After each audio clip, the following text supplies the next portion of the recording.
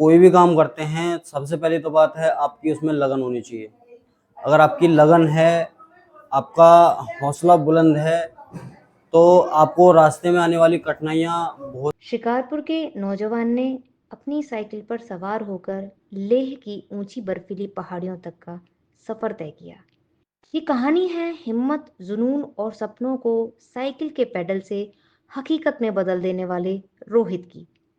इस सफर की शुरुआत होती है शिकारपुर से, जहां रोहित ने ठान लिया कि वह कुछ ऐसा करेगा जो आज तक किसी ने नहीं किया।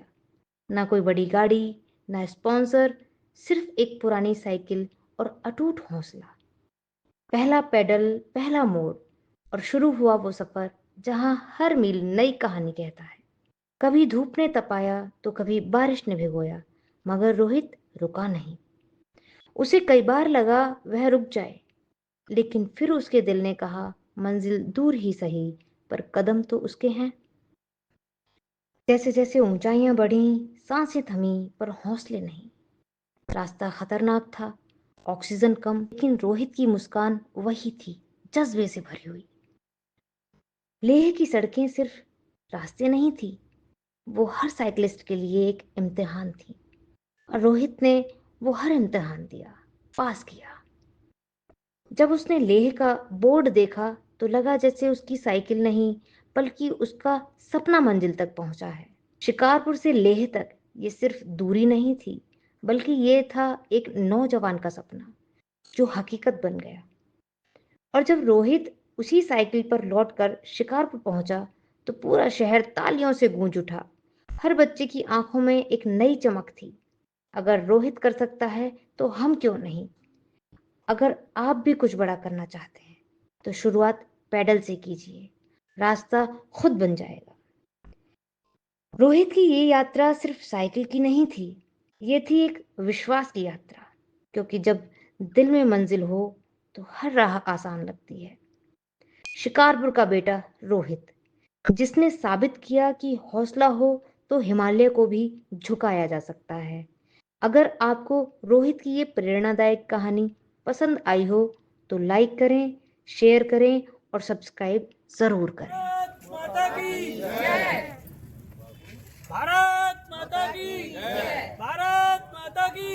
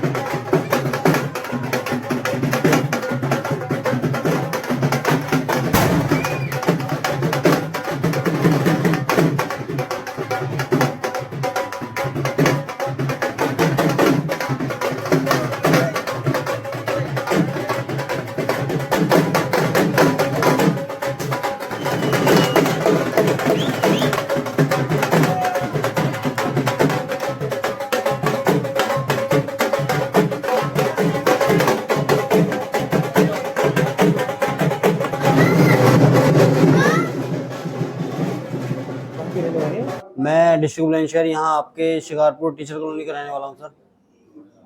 लेह यात्रा का आपका आइडिया कैसा है?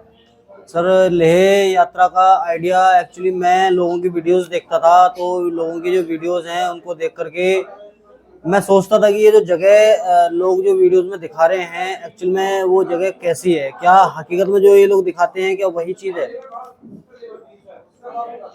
ये इस सफर को शुरू करने की प्रेरणा कहाँ से आई आपको? सर सफ़र को शुरू करने की जो प्रेरणा है वो मुझे लोगों की वीडियोस को देख देख करके ही मैं इंस्पायर हुआ।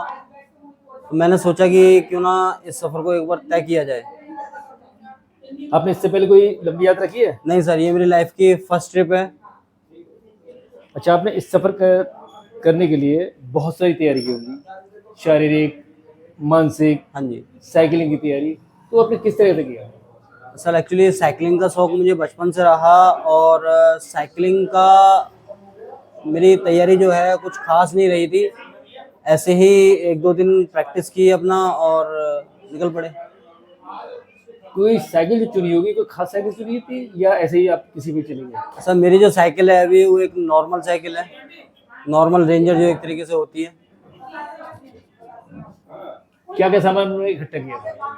सर सामान मैंने आपका पंचर किट लेके गया था मैं, उसमें जो आपका साइकिलिंग की एक तरीके से टायर ट्यूब वगैरह जो भी होती है वो सब मैं कैरी करके लेके गया था।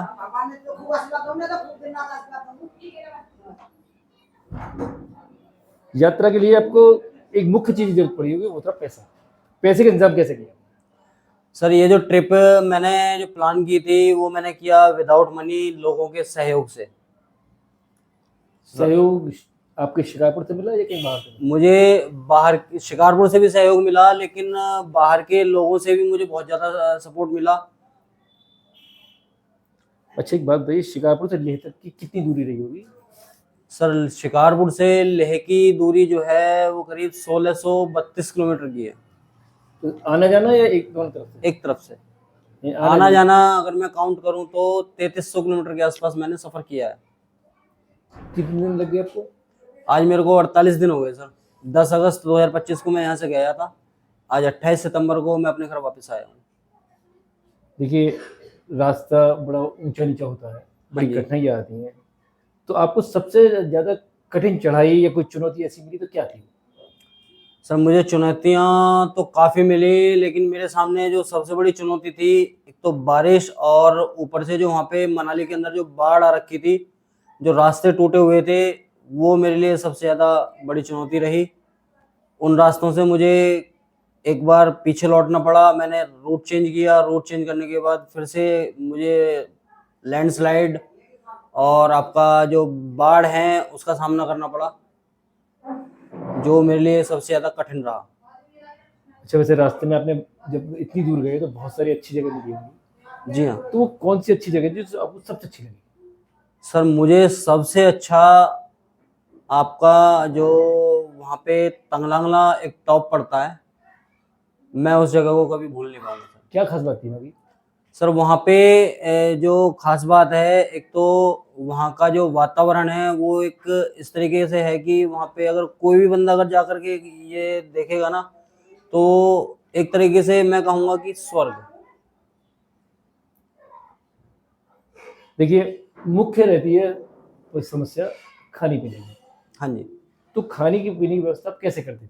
क्या ढाबे पे खाते थे? सर खाने पीने की जो व्यवस्था मेरी है, मैं अक्सर लोगों से मदद लेता था। वहाँ पे जो लोग हैं वहाँ के बौद्ध धर्म को मानने वाले लोग हैं, बहुत अच्छे लोग हैं वहाँ के लोग। अक्सर मैं किसी ढाबे पे या किसी दुकान पे जाकर के बोलता था, सर मेरे को भूख लगी है, क्या मुझे खाना मिलेगा? तो वहाँ के लोग जो हैं इतने अच्छे हैं कि खाने पीने की व्यवस्था के साथ साथ मेरे रहने की भी व्यवस्था करते थे। तो खाने पीने की रहने की व्यवस्था वहाँ के लोगों ने मेरे लिए की है। कोई वहाँ का यादगार पल बताएं जिसे आप जिंदगी में नहीं भूलेंगे?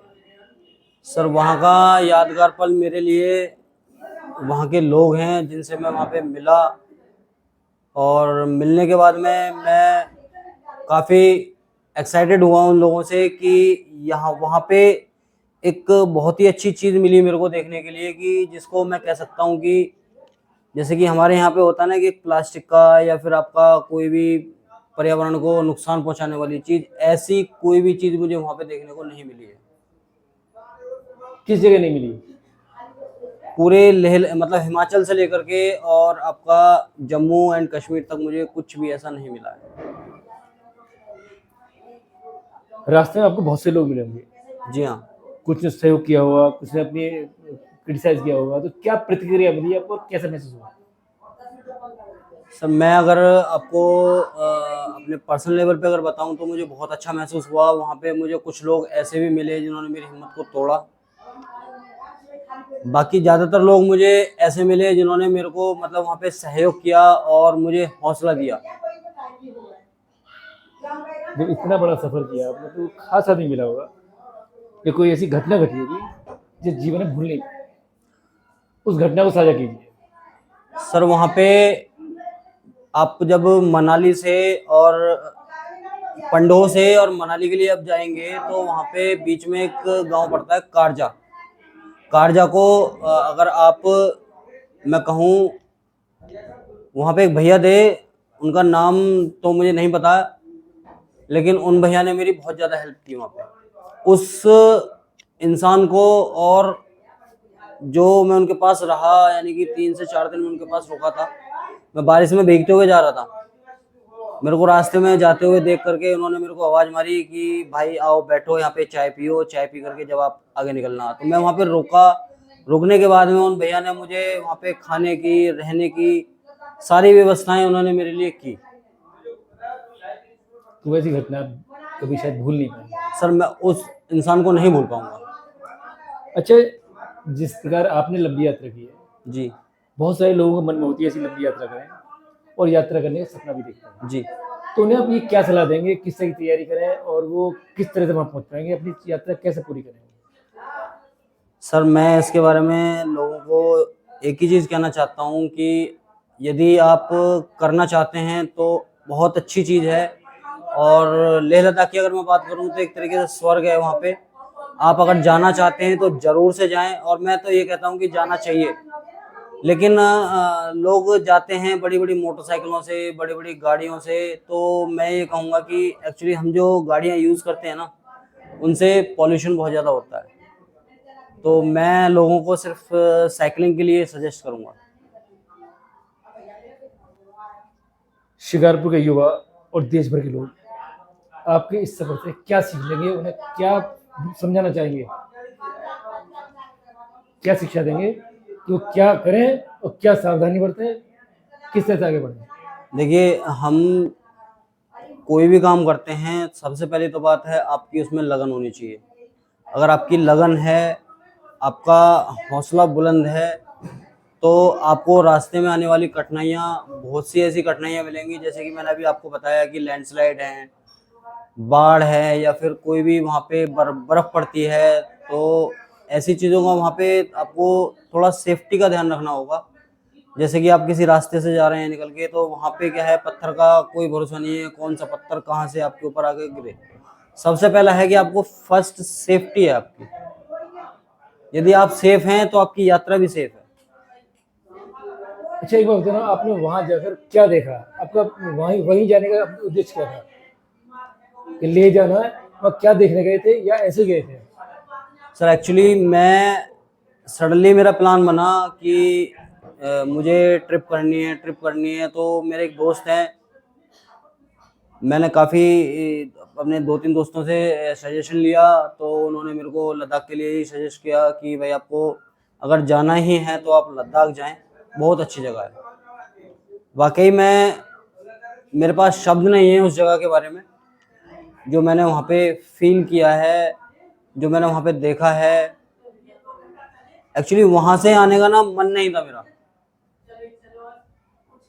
उस जगह पे जाने के बाद में मन नहीं था आने का वापस। लेकिन जो जगह है, मैं उसके बारे में शब्द मतलब एक तरीके से कहूँगी मेरे पास शब्द नहीं है उसके बारे में। आखिरी सवाल पूछूंगा, जी सर।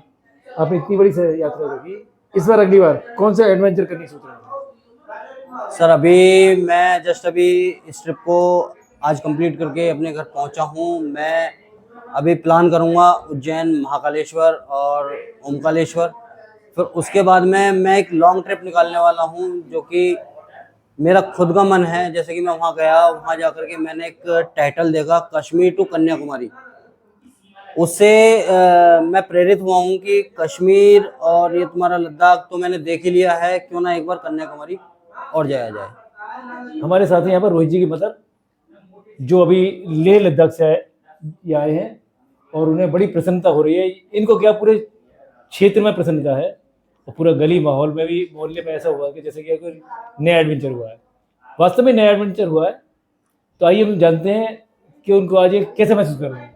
मैडम बताइए, आपको ये बेटे आपके इतनी दूर से आए हैं तो आप कैसे महसूस कर रहे हैं? बहुत अच्छा महसूस कर रही हूँ कि मेरा बेटा एक शिकारपुर क्षेत्र का नाम करके आया है और अपनी मंजिल को फतेह की है इसने। जब ये यहाँ नहीं थे तो आप उस समय आपको कैसे संपर्क होता था या किस तरह का सोचते थे? मतलब बीच बीच में फोन से संपर्क होता था मेरा, और कई कई दिन हुआ भी नहीं था, तो बहुत दिल में बड़ी चिंता का विषय चिंता था। रहती थी। हाँ, चिंता का विषय था। तो मेरा बेटा कैसा होगा, लेकिन उसने अपनी काम मंजिल को हासिल किया। तो आपने इनको आज्ञा दी थी जाने के लिए? हाँ जी, मैंने आज्ञा दी थी। क्या सोची आज्ञा दी थी आपने? तो बहुत दूर है। और तू जा। मेरी इच्छा तो थी कि ये फौज में मतलब जाए, लेकिन मेरी वो तमन्ना पूरी नहीं हो पाई। तो इसने कहा था कि मतलब मुझे लद्दाख जाना है, तो मैंने इसको परमिशन दी। मुझसे सब लोगों ने मना भी किया, तो मैंने कहा नहीं जा तू। इसको मैंने परमिशन दे दी, क्योंकि मौत तो जहाँ भी है वो तो आनी है ही। घर में आए बाहर आए, जहाँ लिखी है जी, जी। वो तो वहीं आएगी। तो अगली मुझे बार इनको कहाँ भेजने का विचार है आपका? अब इसका प्लान है उज्जैन जाने का फिलहाल, अभी जल्दी में। तो साइकिल से जाएंगे? साइकिल से ही। अभी इसकी 3-4 ट्रिप साइकिल की हैं। कौन कौन सी ट्रिप बाकी है? एक तो केदारनाथ, उज्जैन, और उसके बाद फिर ये जाएगा गंगोत्री। हमारे साथ हैं यहाँ पर रोहित जी की दादी जी, और उनसे जानते हैं कि उन्हें कैसा महसूस हो रहा है। अब बताइए इनको कैसा लग रहा है? मुझे इतना गर्व है और इतना अच्छा महसूस हो रहा है। भाई इतनी मेरी प्रार्थना इतनी है कि मेरे पोते की सहयोग करें, सब सपोर्ट करें।